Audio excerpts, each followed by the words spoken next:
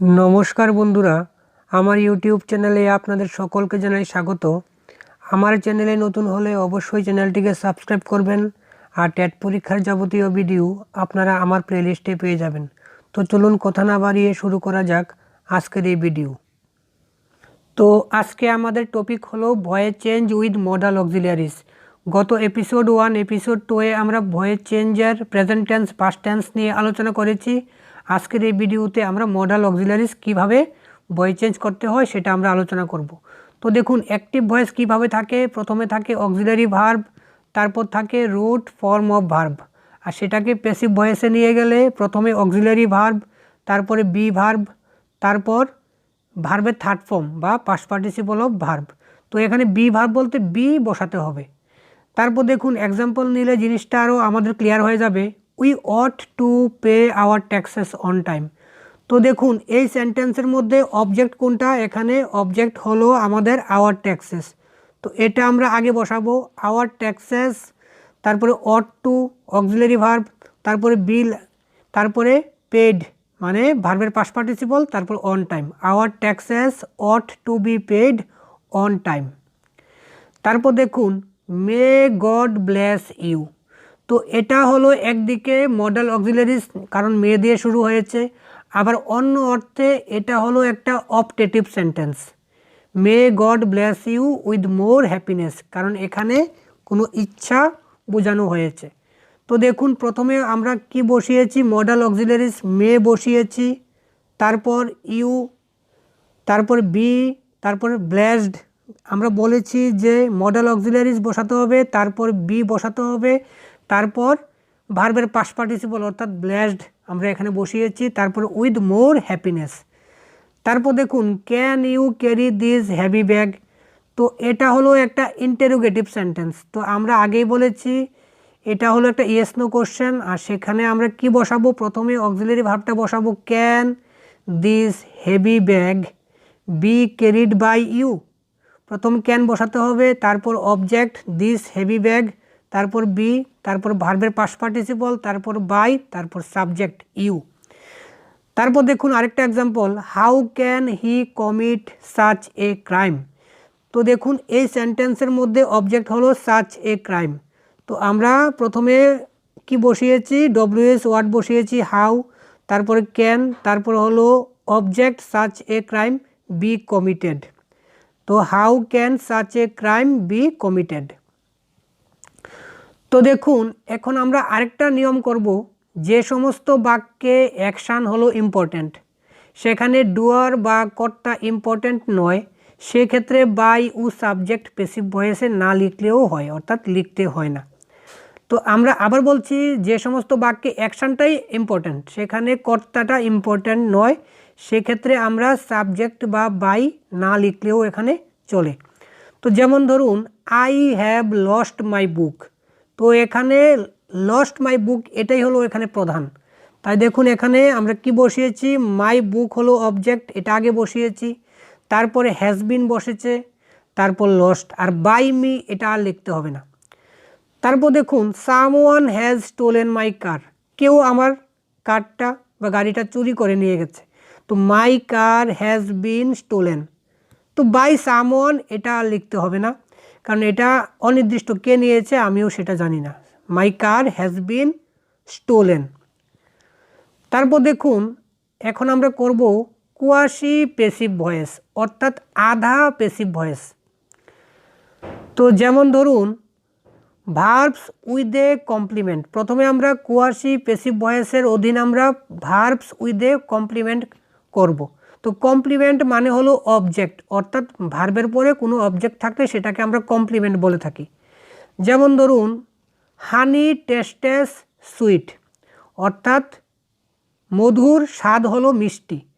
তো আমরা এটাকে এইভাবে করব, হানি ইজ সুইট, হানি তখনই মিষ্টি হোয়েন ইট ইজ টেস্টেড, যখন এটাকে টেস্ট করা হয় বা এটা স্বাদ নেওয়া হয় তখনও এটা মিষ্টি হয়।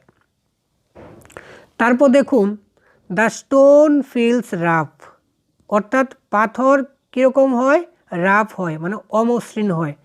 তো এটাকে আমরা করব the stone is rough when it is felt, অর্থাৎ যখন আমরা কোনো স্টোনকে ধরি তখন এটা রাফ বা অমসৃণ মনে হয়।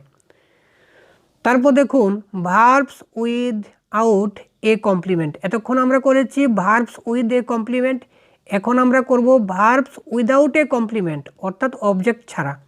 যেমন ধরুন দ্য ড্রামস আর বিটিং। তো দেখুন এখানে ভার্বস হলো আর বিটিং, দেখুন তারপর কোনো অবজেক্ট নেই।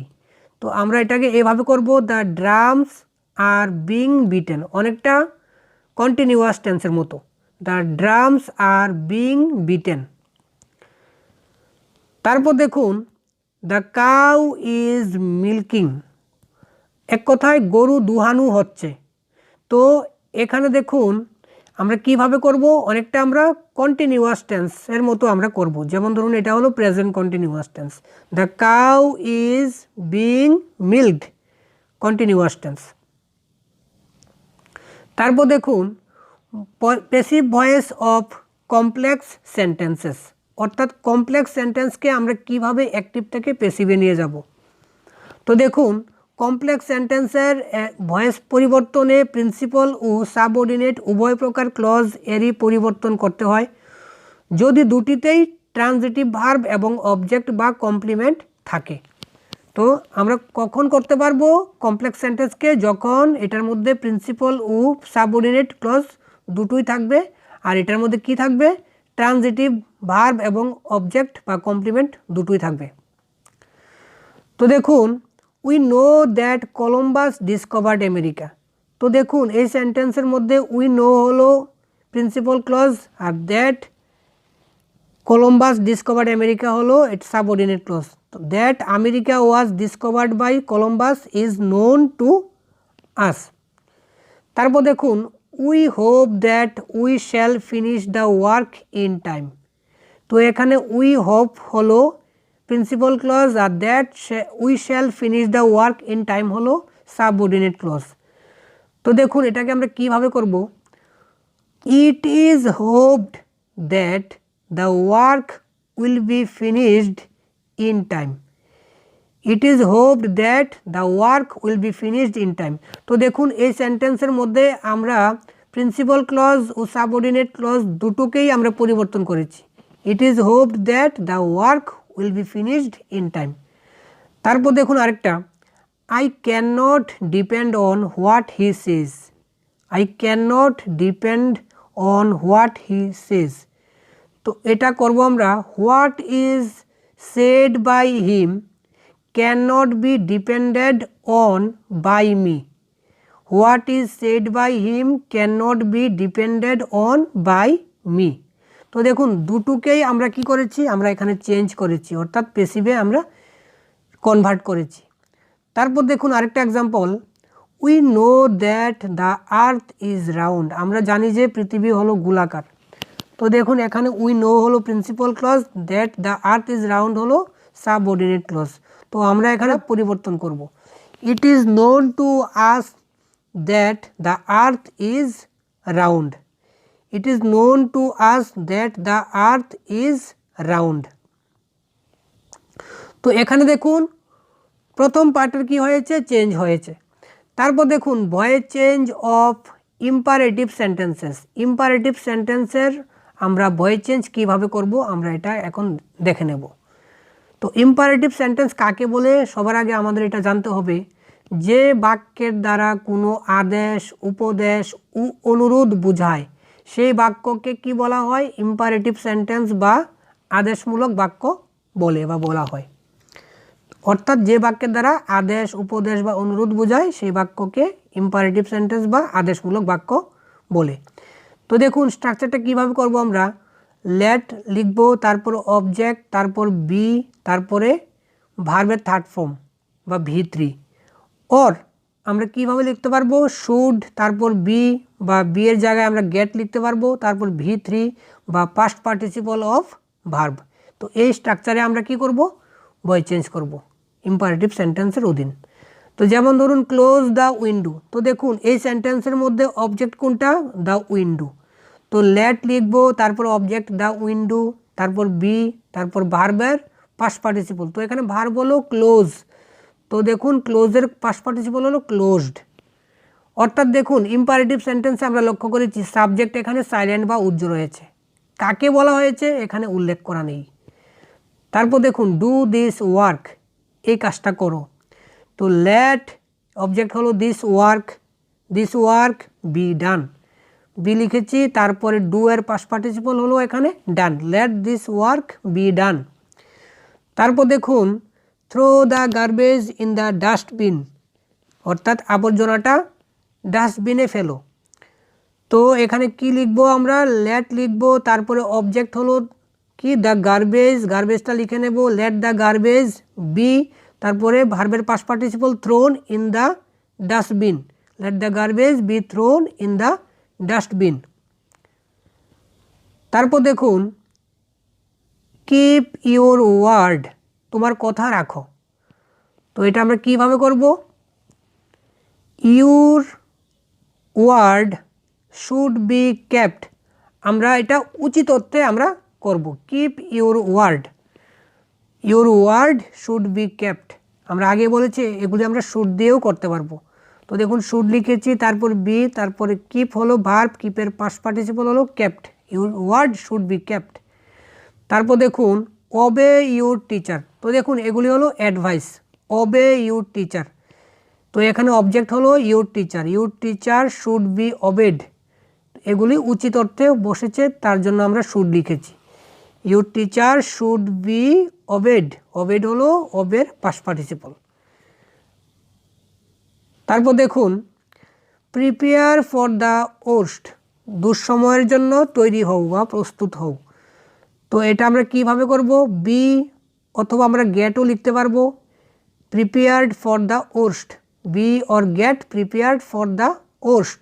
তো আমরা এইভাবে করব ইম্পারেটিভ সেন্টেন্সের অধীন অ্যাক্টিভ থেকে প্যাসিভ ভয়েস। তারপর দেখুন প্লিজ ডু দিস ওয়ার্ক, এটা হলো রিকোয়েস্ট। তো রিকোয়েস্ট অর্থে বোঝালে আমরা এইভাবে করব, you are requested to do this work, you are requested to do this work. তাহলে আমরা বুঝে গেছি কিভাবে ইম্পারেটিভ সেন্টেন্সের অধীন অ্যাক্টিভ থেকে প্যাসিভ ভয়েসে করতে হয়। তো সম্পূর্ণ ভিডিওটি দেখতে থাকুন। তারপর দেখুন 8 number, let him book the tickets, তাকে টিকিটগুলি বুক করতে দাও।